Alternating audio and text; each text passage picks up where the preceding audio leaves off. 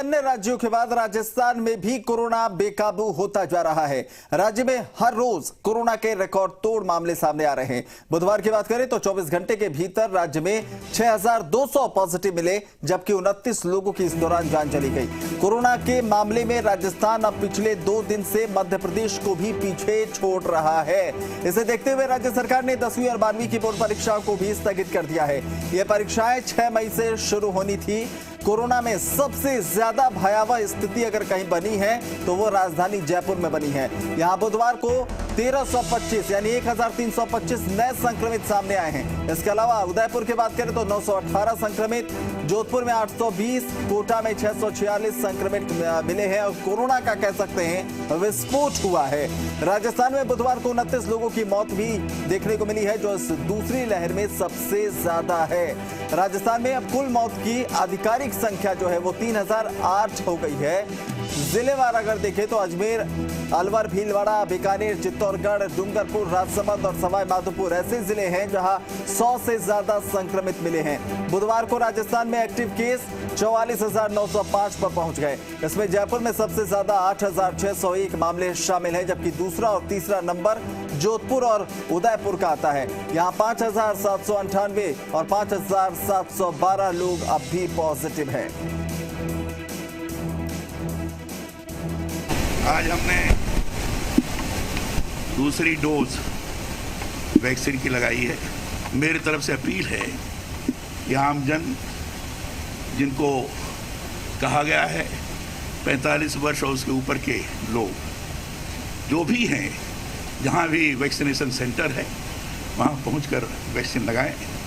Vaccine की कमी नहीं है, इस बात के मन के अंदर भाव न रखें। वो जाएंगे, उनको निश्चित रूप से वैक्सीन लगेगी।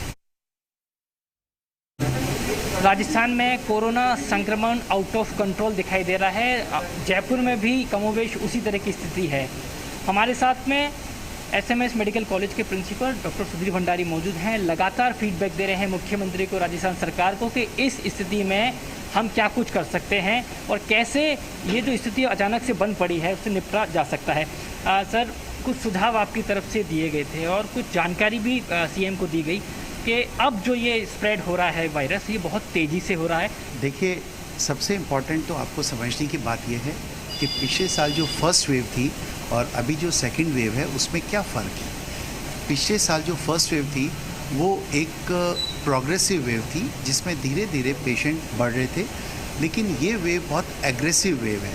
एग्रेसिव वेव का तात्पर्य ये है कि इसमें पेशेंट्स बहुत अधिक बढ़ रहे हैं और पिछले बार की वेव और इस वेव में कुछ डिफरेंसेस हैं।